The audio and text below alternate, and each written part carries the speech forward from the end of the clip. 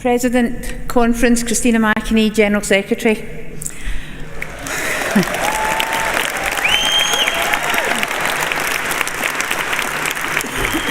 Conference, what a fantastic video. Many of the stars on it will be in this hall today. And believe me, that video is just a snapshot of all the picket lines, the demos, the rallies, the campaigns that UNISON has led and supported across England, Scotland, Wales, Northern Ireland, all throughout the past year. And welcome to Liverpool, a city with a great trade union history. And as a Glaswegian, I've always felt we're like sister cities. Thank you to our presidential team and to all of the NEC for all the work they do and they have done in the past year.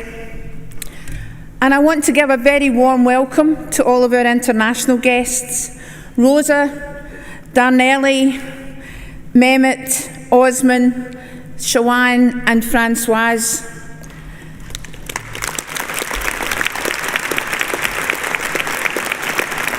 Global solidarity with the international trade union movement is one of the things that sets UNISON apart. Conference, some of you may know the name Selma Atabey. She was recently released from prison in Turkey, held for a year for her trade union activities as co-chair of SES Trade Union. While in prison, she made me this bracelet. I'm wearing it today as a symbol of our solidarity and a reminder of the hope we give to others in their darkest hours. Hope from a union of 1.3 million amazing members. So thank you, Conference, for everything that you do every day. And what a year we've had.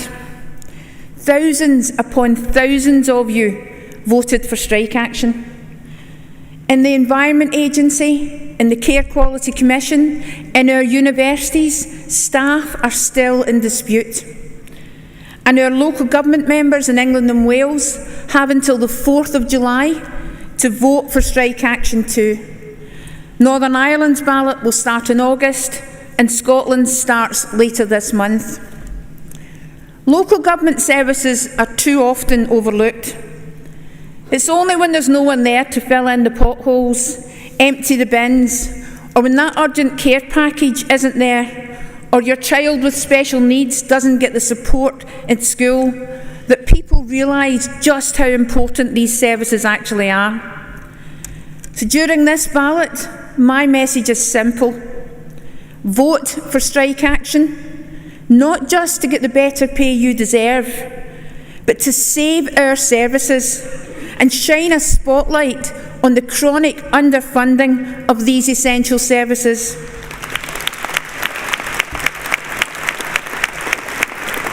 And to all our NHS members here today, your strikes stole the limelight.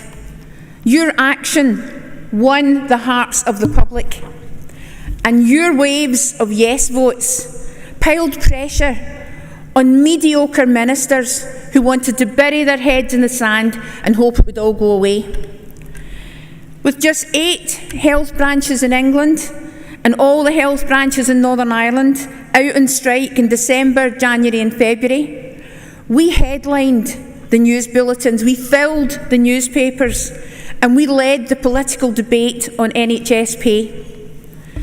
And I know the careful work you all put into negotiating life and limb cover before each and every strike. And that's why on the day before the first health strike in December, I had an 11th hour meeting with the Secretary of State, Stephen Barclay. He didn't ask me to call off the strikes, but he did say 2 things that stood out. One, that he appreciated all the work that had been done to agree emergency cover during the strikes. And 2, that he hoped I appreciated the respectful way he had treated the unions in the media. And then that very evening, The Daily Telegraph ran an opinion piece from Steve Barclay, and in it he claimed, ambulance unions have made a conscious choice to inflict harm on patients because unions had refused to agree national exemptions. An utter and blatant lie. And I was very happy to call him a liar the next morning on every news show that I did and throughout the day. I publicly challenged him to name one single trust where we hadn't agreed cover between the employers and our reps. And it's lies like this that show just how desperate this government is to write history in its own way. But the thorn on the government side twisted again and again when we got 9 more strike mandates.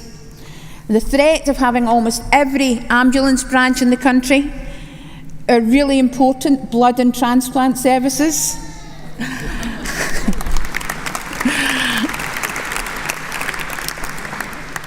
you can pay me later, Bev, okay? Right. Great Ormond Street, the Tavistock, the Portman, all the Liverpool hospitals, all out on strike. I mean, what is it with Liverpool? Is there something in the water here? Can we bottle it? Everyone could see just how serious this was. With the biggest health strike in decades, the government was forced to come to the table at last and put more money on it. You changed history. And it's not just in health. We've had industrial action across most of our public services. And there were some brilliant moments on the picket lines. Our members braved hours of freezing weather to stand up for what's right. Not only for themselves, but for their colleagues. And for the future of our public services. I was struck by how many young people, particularly young women, there were on the picket lines.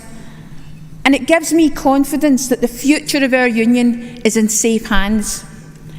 There was so much energy on the picket lines, singing, dancing, lighting braziers, and so many activists prepared to speak to the media about why they deserved better. Hearing our members describe their work, telling their own stories on why they were taking action, was the most powerful part of our media strategy. It helped the public to see and feel the importance of what we were doing. And passers-by showed it by their generosity, donating chocolate, pizzas, hot drinks, donuts. In Chesterley Street, a woman who was passing on a picket line on the bus phoned Deliveroo and ordered a whole load of coffees to be delivered to the picket line. I lost count of the number of sausage rolls and cakes that I ate, but it doesn't matter because, as we all know, conference, calories don't count on strike days.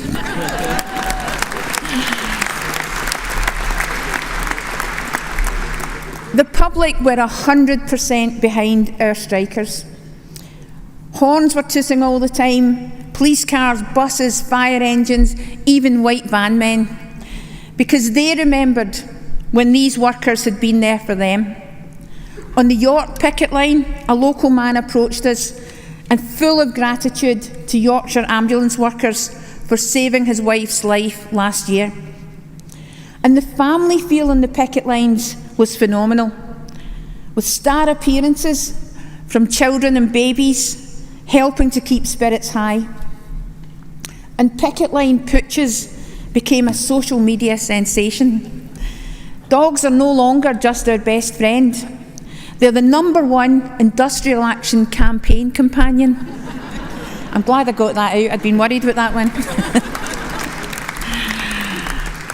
But it's not just industrial action that changes history. UNISON wins for members every day in so many ways. This past year, local campaigns have sorted out pay problems that have persisted for years. When a low-paid healthcare assistant suddenly gets as much is £17,000 in back pay. That's life-changing. We finally got thousands of term-time workers the paid holiday they're rightly owed. Just yesterday, Glasgow City Council finally agreed the back pay for our equal pay claim that's been running for years.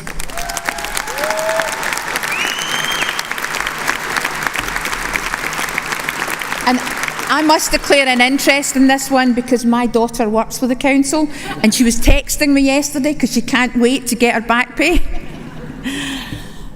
And we've had countless successful insourcing campaigns.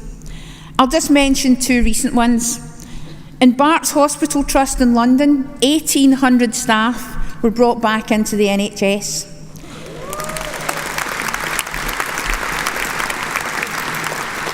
In Lanarkshire Health, 400 staff were brought back into the NHS family.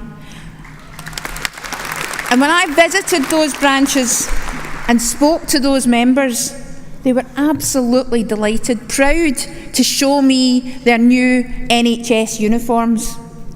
Most worked through the pandemic, and many didn't get sick pay, even if they had COVID. I also visited North Yorkshire Local Government Branch recently, which is going through a huge reorganisation. It's UNISON leading those negotiations, adding millions to the pay bill by improving terms and conditions for the workforce. And last week, our local government branch in South Lanarkshire won a regrading claim for home care workers, which increased their hourly rate from £13 to over £16 an hour.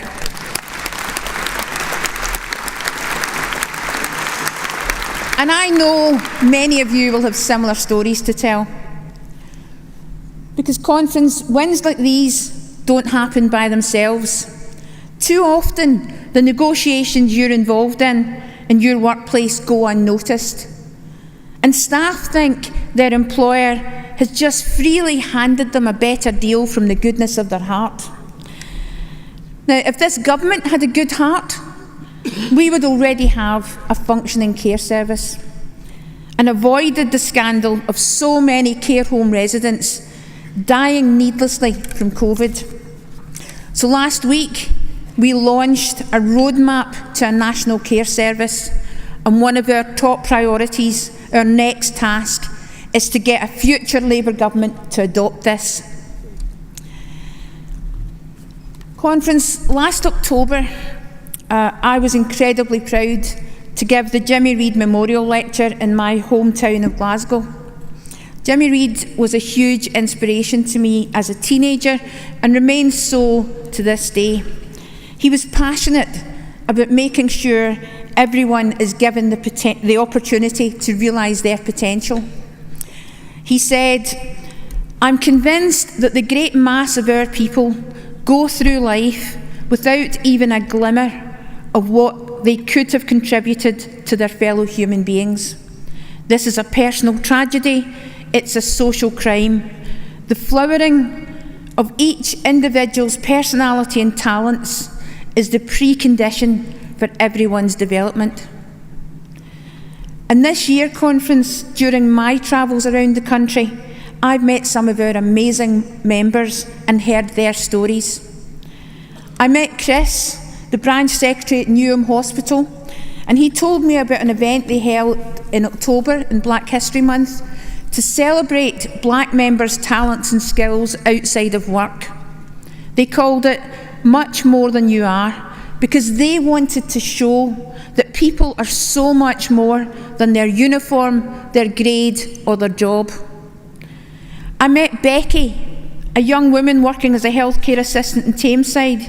She'd been part of the rebanding campaign there, and that campaign gave her confidence. She'd spoken at the health conference. She speaks at organising events for UNISON.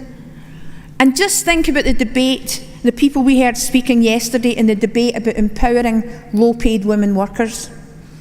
So many of them came up and shared their story about feeling empowered by our union.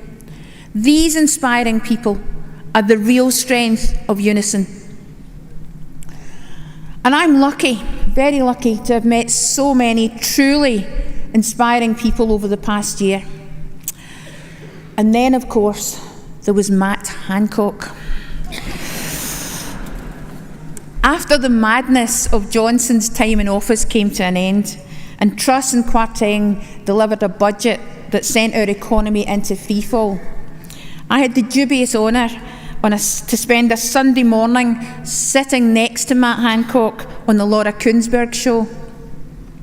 She asked him about the impact of that budget, and all he could talk about was the impact on the Tory party. And I couldn't help myself. I said, you see, this is the problem with the Tories. They only care about themselves. They don't care about our country.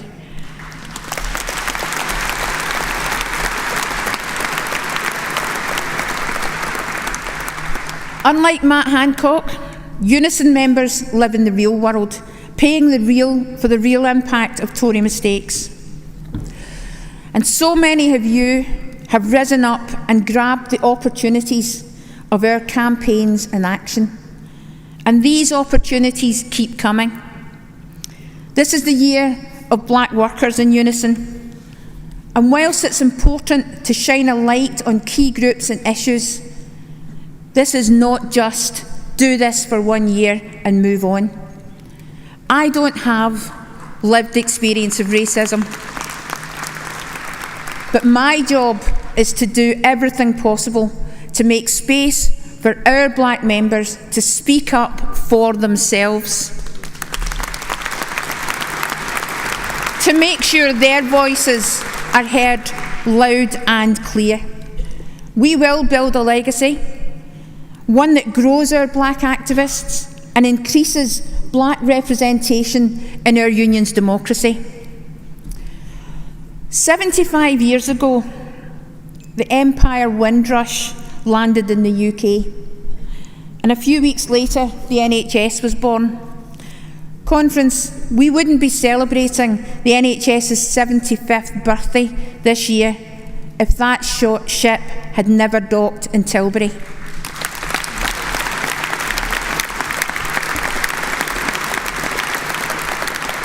And I can tell you today, we are part of a campaign to mount a legal challenge against the Home Secretary in the High Court because she abandoned commitments that UNISON had fought for through the Windrush Lessons Learned Review.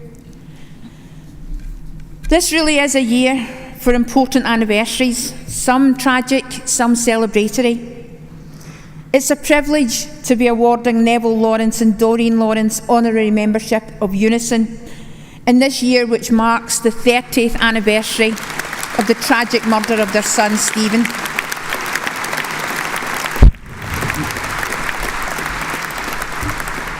Neville will be here to receive his, and in receiving this award, they join a very select group, which includes Nelson Mandela. Today is the 6th anniversary of the Grenfell disaster, a tragedy that should never have happened, caused by corporate greed and negligence, and a government that put profit ahead of regulation and safety. 72 people lost their lives, and hundreds, if not thousands, of other lives have been affected, and we must never forget them. And 2023 is also the 25th anniversary of the Good Friday Agreement. Our UNISON Northern Ireland region played a pivotal role in working hard for peace, equality and human rights. And this year we reflect on the challenge ahead to protect all that we achieved 25 years ago and to ensure that that peace prevails.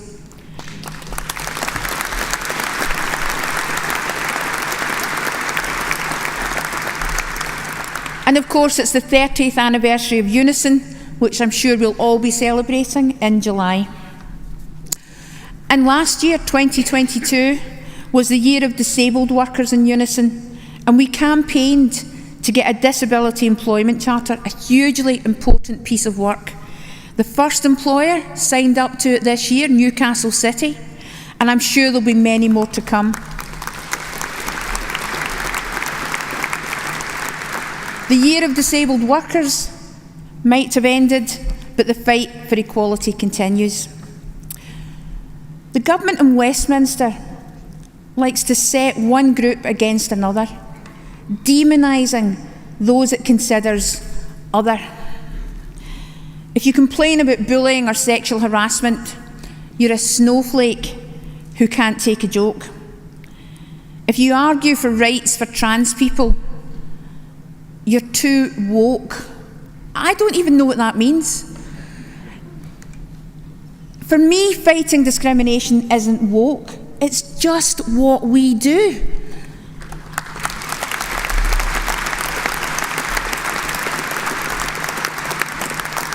And look at the language they use when they talk about migrants and refugees.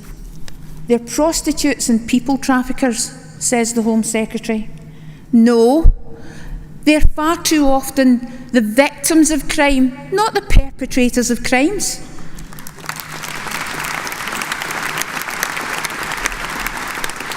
They don't share our values, says another Tory minister. Well, Conference, I'm pretty sure I don't share his values. Because I believe people fleeing war, violence and poverty deserve our support, not being threatened with deportation to Rwanda.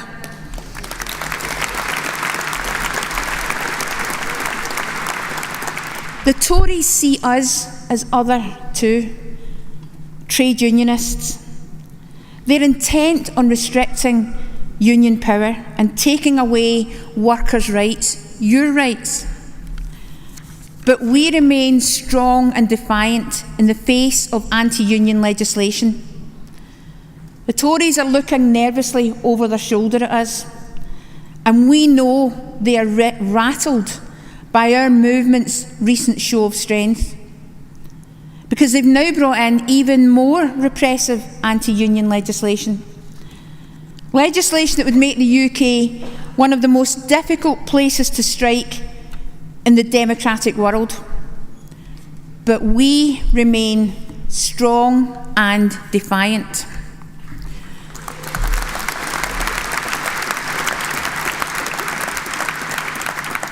This could be our last conference before a general election. This is our chance to shape the future. After all we've been through, COVID, the cost of living crisis, this feels like a turning point for us. In the past 2 years, our service groups, our bargaining groups, you as branches have really stepped up to the mark. You've shown leadership. You've looked outwards and taken on employers and governments. And we've now got a new NEC, and these next 2 years will be critical because we must all work together, all parts of our union.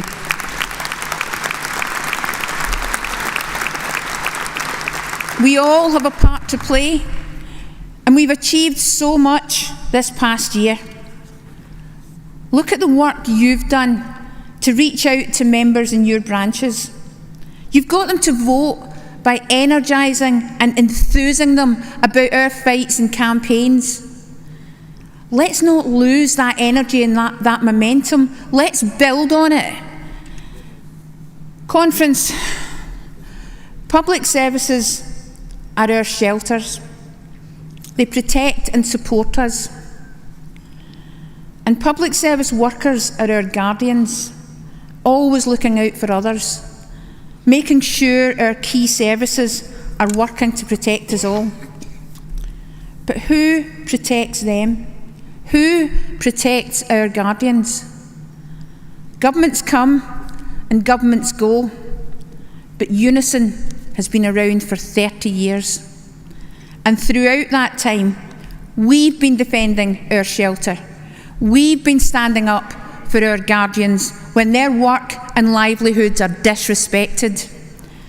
Thanks to UNISON members, all is not lost. We will keep public services going, because when this Tory government is finally thrown out, we will still be here.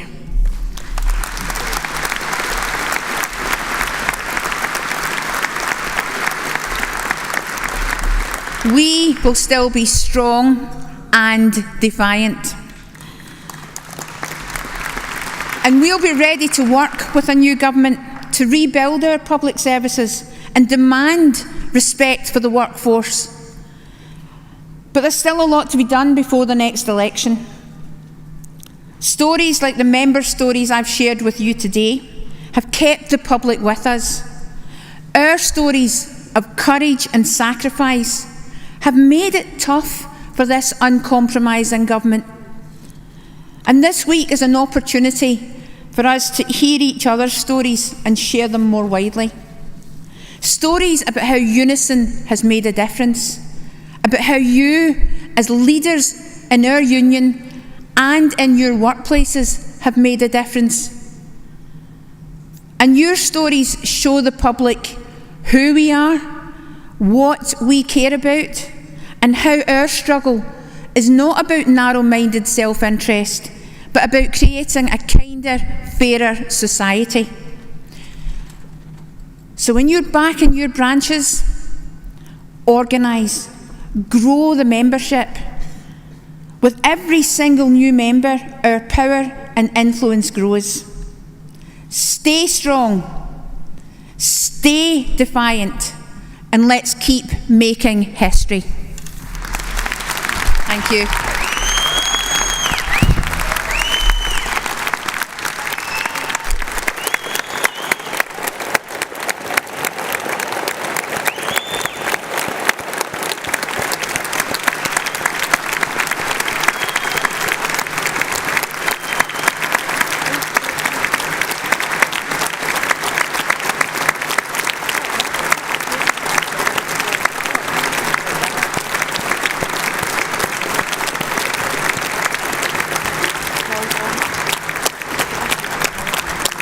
Secretary, my excitement is showing that video. I just said, right, Christina, to this. I'm really sorry about that. That was a fantastic speech. Thank you very much.